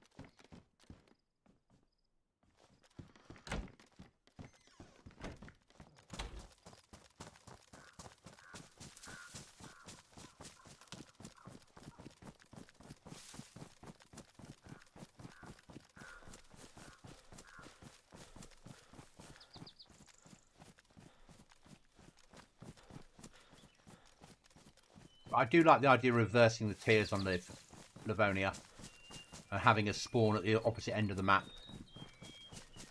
in full-on survival mode.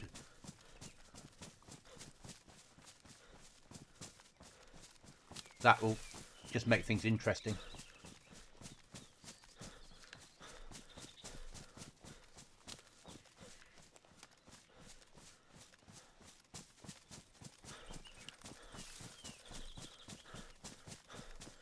And changing around where keys spawn.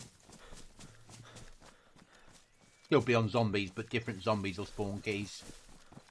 That will be interesting as well.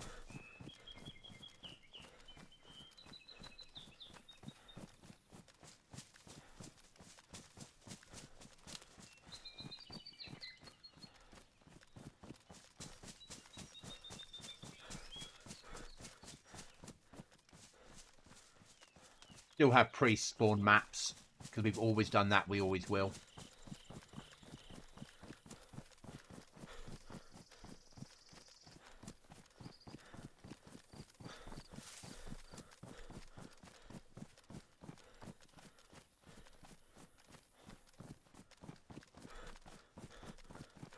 And I like that dynamic.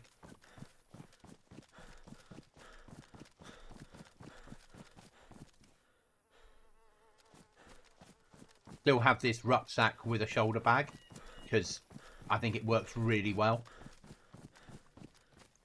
And the new, hopefully by then, the new 1.29 rucksack will be in as well.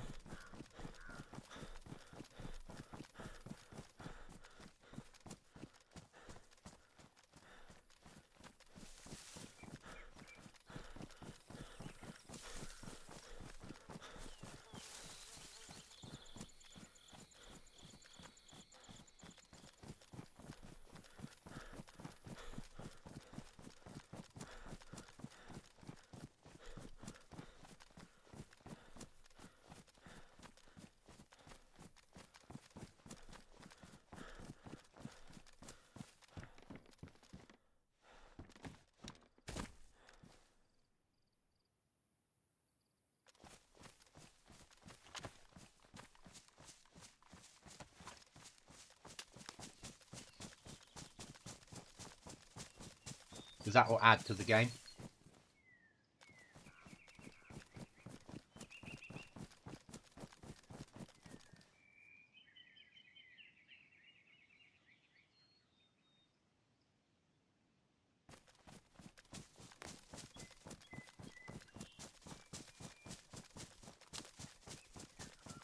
We'll still have the ruined 12 years after the end of the world, because I've got a patch for that for Livonia ready to go. Probably have the frozen lakes again and give people an ice axe when they first spawn in, so they have to cut a hole in the ice to fish. But maybe give them a sharpening stone and a heat pack.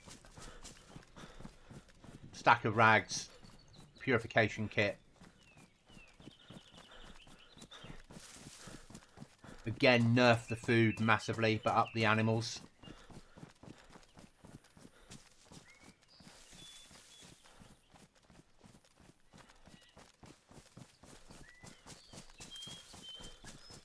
maybe move all the guns, including pistols, into military. So no gun, apart from shotguns on farms, will be available in anywhere apart from military or police.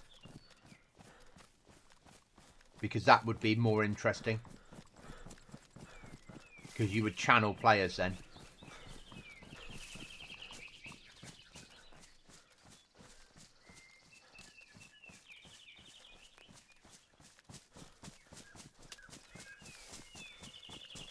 Probably turn off the gas on the middle of the map and just have the airfield and the bunker as gassed. Because then it would give an area that people could go to get NBC equipment that wasn't gassed.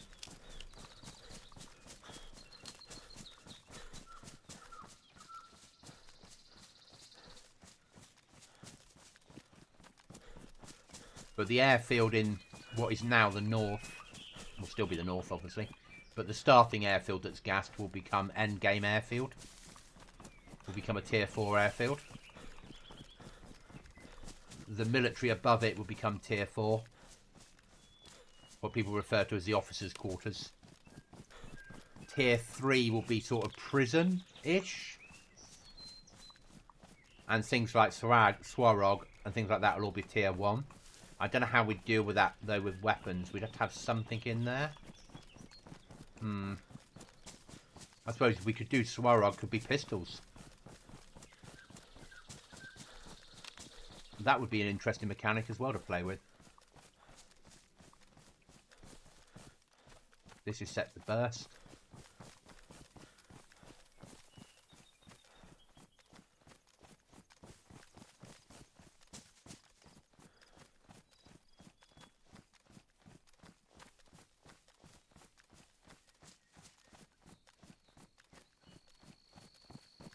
Bit worried that we're not seeing any Zs.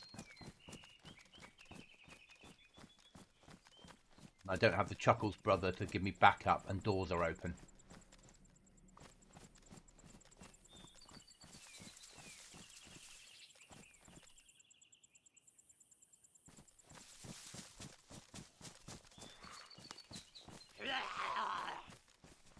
Maybe.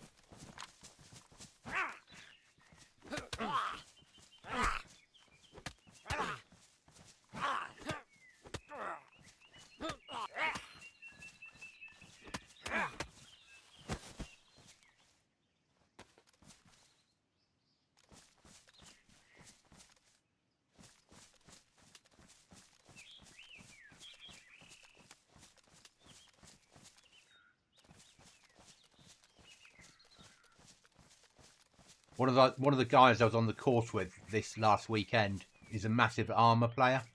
And he was going, "You've got to come to armour." And I was like, I really don't have to come to armour. You should play armour. No, I shouldn't. Well, why won't you? It's full of 14-year-olds that think they're generals. And he's like, "Oh, I don't play with a team like that. We would lead you." And I went, "And when have you ever been operational?" And he was like, "Oh, I've never served." Exactly. What do you know about leadership?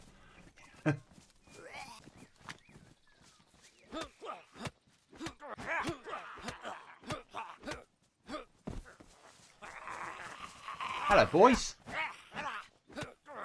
I see my knuckle dusters brings all the boys to the yard.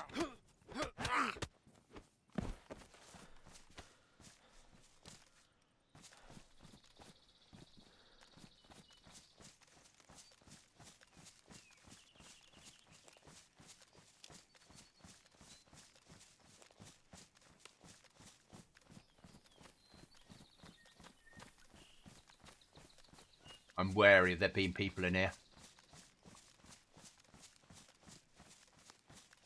And there's a duo on the server. Yeah.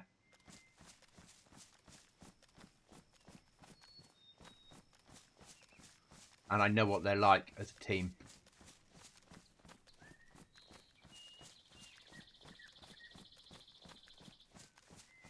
And seeing I killed one of them last wipe. Twice, I think. No, once. He'll want revenge.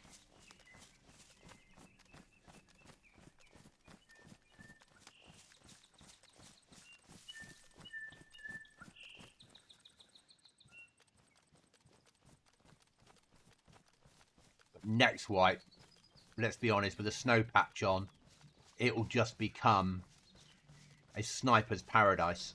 Once you've got a scope and a rifle, it'll all come down to who's got the best graphics card. Because your render distances will matter suddenly. There'll be no bushes to hide behind. No long grass. The trees will be empty of leaves. It makes hunting easy. You'll hear a deer and you'll turn around and look in the general direction and you'll see it straight away. So it makes hunting really easy.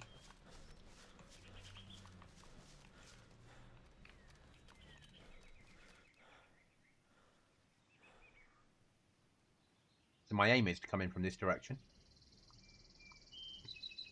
I also at some point need to recce this to see if anybody's living up here.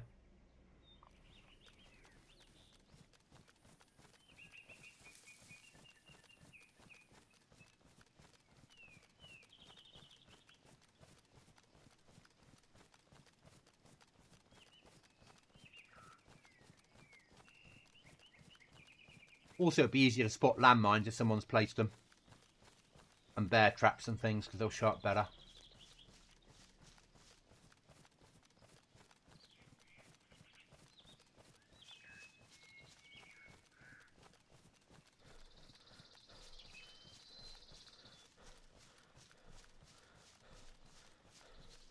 And it'll be a bitch, because we're going to go to the mouse cold. So you're going to have to light fires every 20 minutes to stay alive until you get warm enough clothing.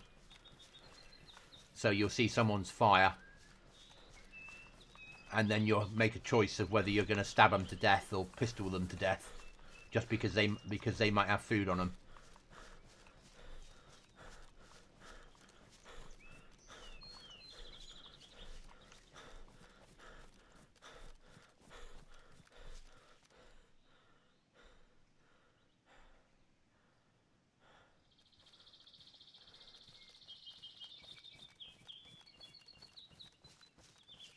But we like those type of choices to force on players. I hate that fucking building.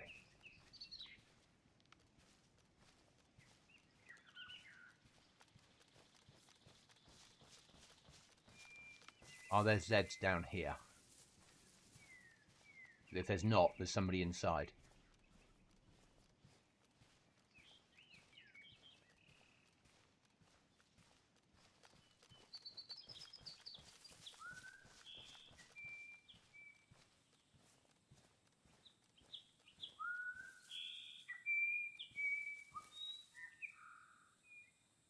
Zeds.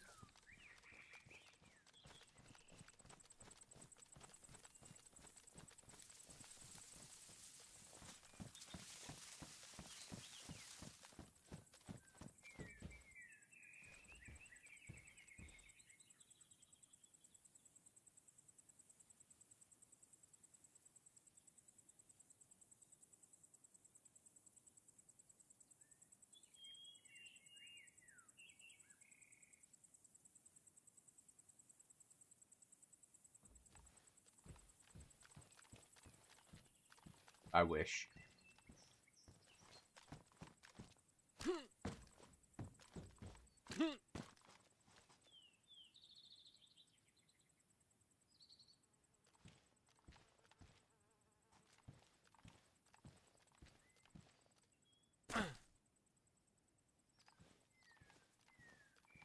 Okay, John.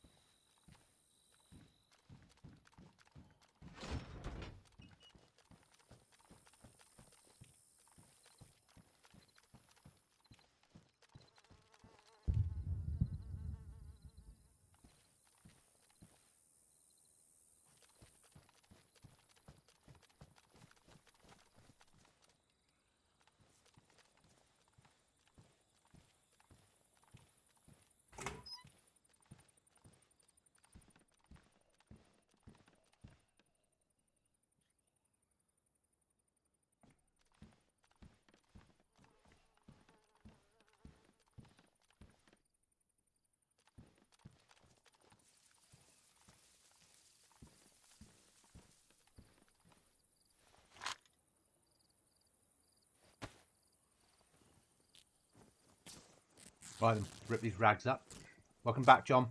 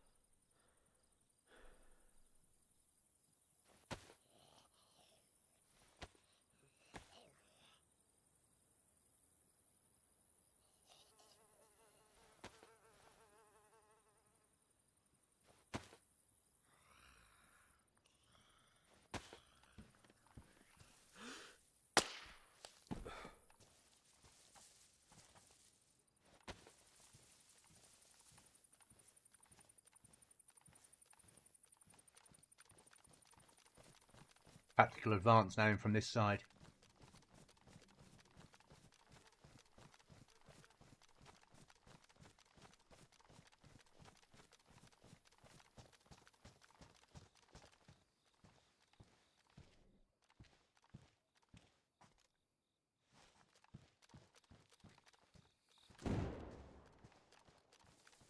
That made me jump.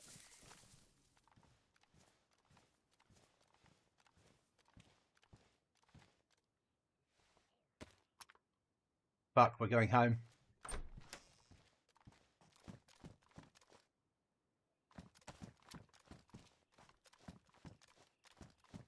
Yeah, fuck it, we're going home. I've got no space and Chuckles needs that.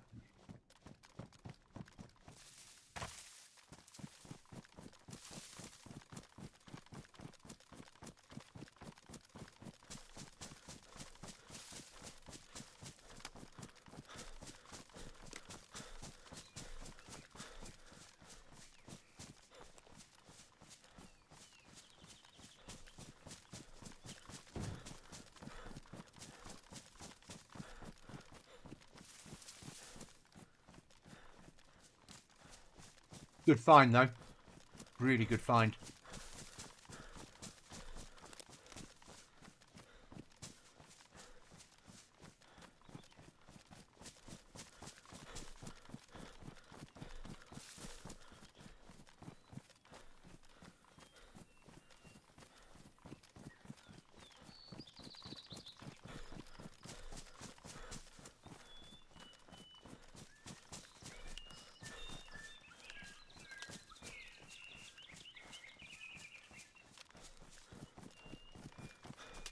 We'll have DAYZ dog next wipe.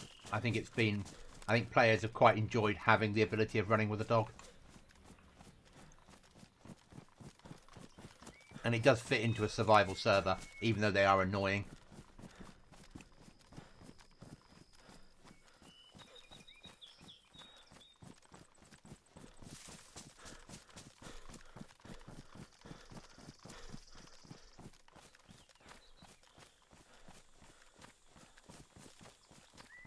Just got to decide on whether we're going to have airdrops or not. That's a big decider. Because I know that players do farm them.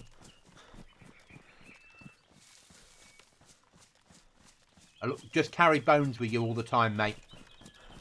So as soon as you hear woof, woof, woof, woof, woof, bark, bark, woof, bark, bark, woof, woof, bark, wait, they'll come to you. Choose a dog you want, feed it a bone. Little hearts will appear, and then it's your dog. Get it a vest. It's got 8 slots of carriage. Get it a gas mask. You can take it into gas.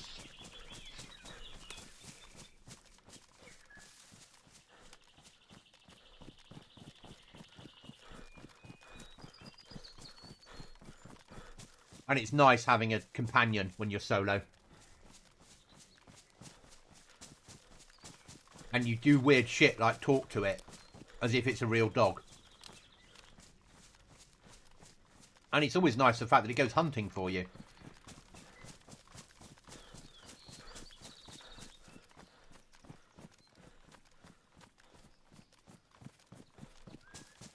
I found a mod today, and I wouldn't put it on, you don't need to worry, that actually turns wolves into proper wolf packs.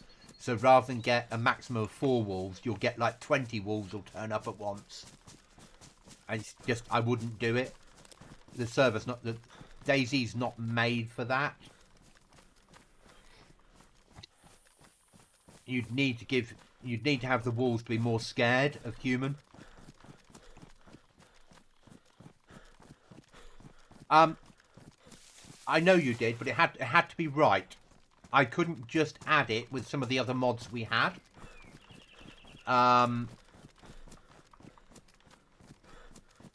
I had to get the server to where I wanted it. This has been, as much as everyone thinks I'm just wiping each time, I've been taking players on a journey. Over 2 years, I've been moving from always a PvP server, but a potentially easy PvP server, and getting the balance right. And I needed the balance right to be right on the server before I started adding in the luxuries. Because I didn't want to have to spend hours getting dogs working when loot crates weren't, if that makes sense. Or getting the balance of weapons correct. That's more important than adding a dog mod. But it's like I said to you before this wipe, I've added in something you've wanted for a long time. But I had to have... It's all about... I'm a solo developer, yeah? Whenever I've asked for help from people to work on that side, I don't really get any. So I have to do it on my own.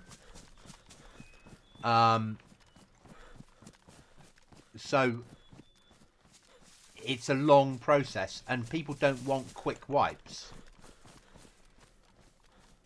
And as much as you test things solo, or I bring in Chuckles and Restless and we run around for an afternoon doing certain thing, that doesn't test the server. What tests the server is when I've got 8 people, 10 people, 15 people playing on a regular basis, and they start to find problems.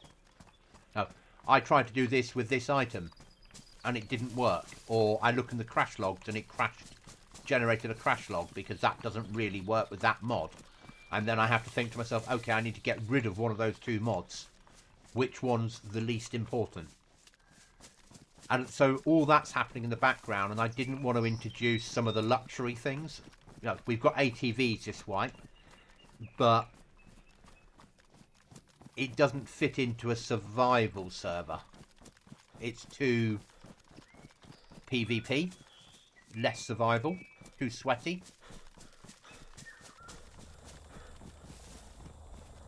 Fake helicopter. Or is it fake C-130?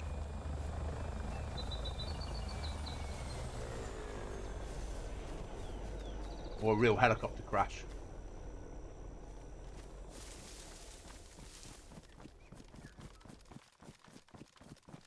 So I want DAYZ horse, but only if I can turn off stable. Because when you build the stable, you get so much storage that it really makes it OP. Or if we can get the new building mechanic working, then I don't mind people having a stable as part of that there, because it's different then, because they're going to have to build a stockade.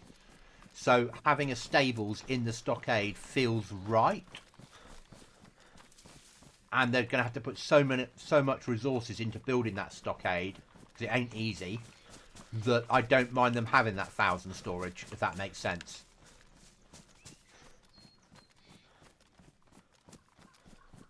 So that's the next thing to look at.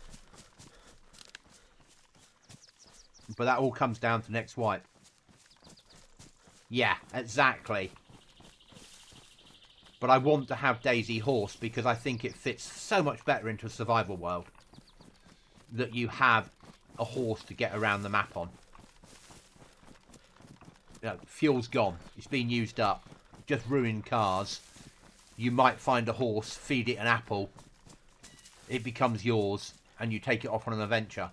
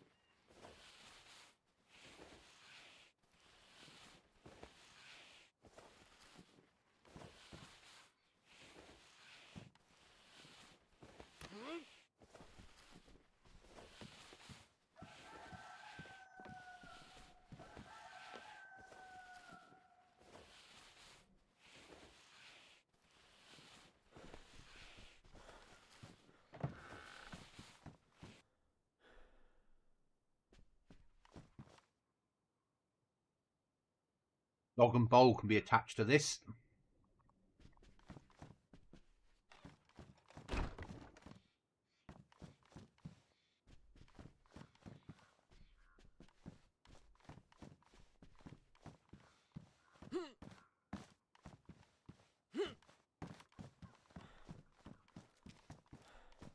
Just what Chuckles has always wanted. When he's naughty, Chuckles will have to sleep in the cage.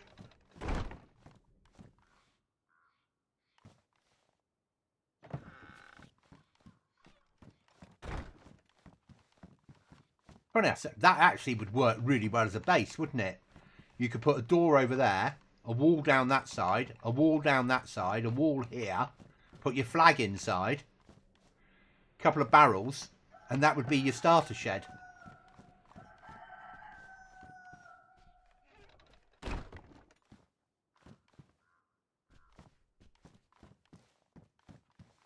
Need to take a photo for Chuckles.